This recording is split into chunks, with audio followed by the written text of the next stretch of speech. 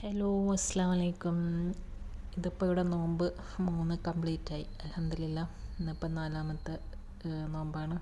അപ്പോൾ ഇന്നത്തെ റെസിപ്പി ഒരു ചീസ് ബ്രെഡ് സ്റ്റിക്കും പിന്നെ ആ ദിവസത്തെ കുറച്ച് വിശേഷങ്ങൾ, കിച്ചണിലെ ചെറിയ ഒരുക്കങ്ങളൊക്കെ കഴിഞ്ഞ് നിസ്കാരവും മുഹൂർത്തവും എല്ലാം കഴിഞ്ഞിട്ട് ഒരു അസറിന് ശേഷമാണ് ഒന്ന് കിച്ചണിലേക്ക് ഇറങ്ങാൻ.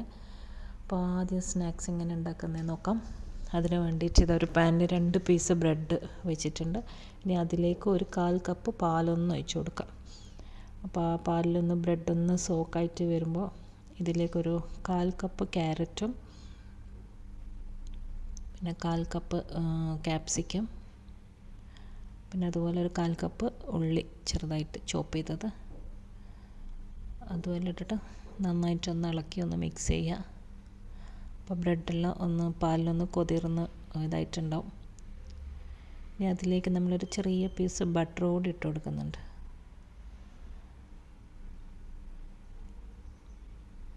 എന്നിട്ട് ബട്ടറൊന്ന് ഇങ്ങനെ നന്നായിട്ടൊന്ന് മെൽറ്റ് ആയിക്കോട്ടെ. അതിന് അങ്ങനെ എല്ലാം കൂടി ഒന്ന് നന്നായി മിക്സ് ചെയ്ത് പിന്നെ ഇതിലേക്ക് ഇട്ട് കൊടുക്കുന്നത് ചിക്കൻ കുക്ക് ചെയ്തതാണ്. അത് ഉപ്പും പെപ്പറും പിന്നെ കുറച്ച് മുളക് പൊടിയും കൂടി ഇട്ടിട്ട് ചിക്കനൊന്ന് വേവിച്ചിട്ട് ഇങ്ങനെ ചെറുതായിട്ട് കൈ കൊണ്ടൊന്ന് പൊടിച്ച് അതും പിന്നെ ആവശ്യത്തിനുള്ള ഉപ്പും അതിൻ്റെ കൂടെ ഇട്ട് കൊടുക്കാം.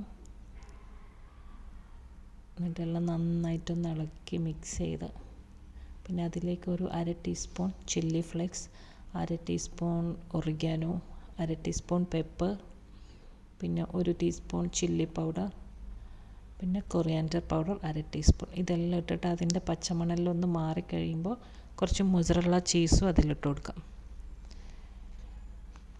എന്നിട്ട് എല്ലാം കൂടി നന്നായിട്ടൊന്ന് ഇളക്കാം. പിന്നെ അതിൽ 1 ടേബിൾ സ്പൂൺ പാൽ കൂടി ഒഴിക്കുന്നുണ്ട്. അങ്ങനെ ആ ചീസും എല്ലാം ഒന്ന് മെൽട്ടായി എന്താ പറയുക എല്ലാം നന്നായിട്ടൊന്ന് മിക്സ് ചെയ്തിട്ട് ചെറിയ തീയിൽ ഒരു 2-3 മിനിറ്റ് ഇങ്ങനെ വെക്കാം.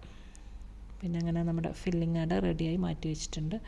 ഇനിയിപ്പോൾ ഇതാ ബ്രെഡ് എടുത്തിട്ട് അതിൻ്റെ 4 സൈഡും കളഞ്ഞതിന് ശേഷം ഈ ഫില്ലിംഗ് ഒന്ന് നന്നായിട്ട് വെച്ചിട്ട് അതിൽ നന്നായിട്ടൊന്ന് സ്പ്രെഡ് ചെയ്ത് കൊടുക്കണം. എല്ലാ സൈഡും നിറയെ വെച്ചിട്ടുണ്ട് ഒരു ബ്രെഡ് കൊണ്ട് കവർ ചെയ്യുക. നന്നായിട്ട് പ്രസ് ചെയ്ത് പിന്നെ ഇത് നമ്മളിങ്ങനെ ഇതുപോലെ കട്ട് ചെയ്യുക ക്രോസായിട്ട്.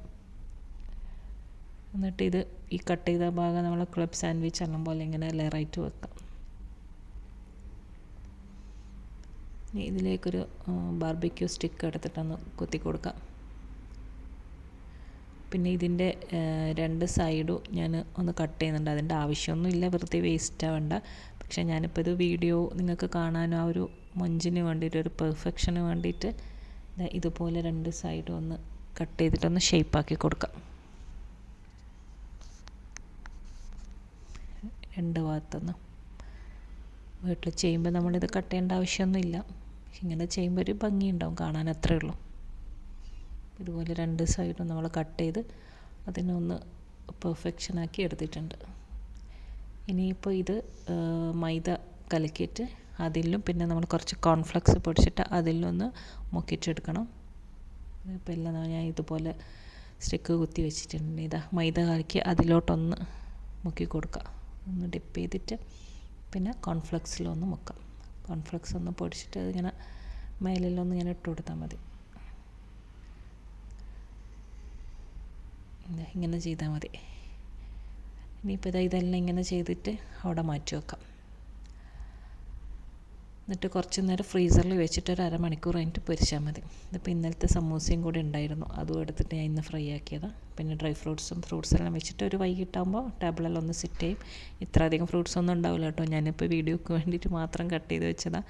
നമ്മളെപ്പോഴും സിമ്പിളായിട്ടുള്ള നോമ്പ് പറയാം, ഒരു കടി അല്ലെങ്കിൽ ഒരു നാസ്ത, പിന്നെ കുറച്ച് ഫ്രൂട്ട്സ്, പിന്നെ ചായ. എനിക്ക് മെയിനായിട്ട് ചായ മാത്രമേ വേണ്ടൂ. അപ്പോൾ ഇങ്ങനെയൊക്കെയാണ് നമ്മുടെ എന്താ പറയുക നോമ്പ് പറ. അപ്പോൾ എല്ലാവർക്കും ഇഷ്ടപ്പെട്ടു എന്ന് വിശ്വസിക്കുന്ന വീഡിയോ. അപ്പോൾ ഈ റെസിപ്പി എന്തായാലും സ്നാക്ക് റെസിപ്പി എല്ലാവരും ട്രൈ ചെയ്ത് നോക്കുക, അടിപൊളിയാണ്. കുട്ടികൾക്കൊക്കെ ഇഷ്ടമാവും, ബ്രെഡും കൂടി ആയതുകൊണ്ട് കാണാനും ഒരു വെറൈറ്റിയാണ്. അപ്പോൾ എല്ലാവർക്കും ഇഷ്ടപ്പെട്ടു എന്ന് വിശ്വസിക്കുന്നു. അടുത്ത വീഡിയോയിൽ വീണ്ടും കാണാം. ഓക്കെ.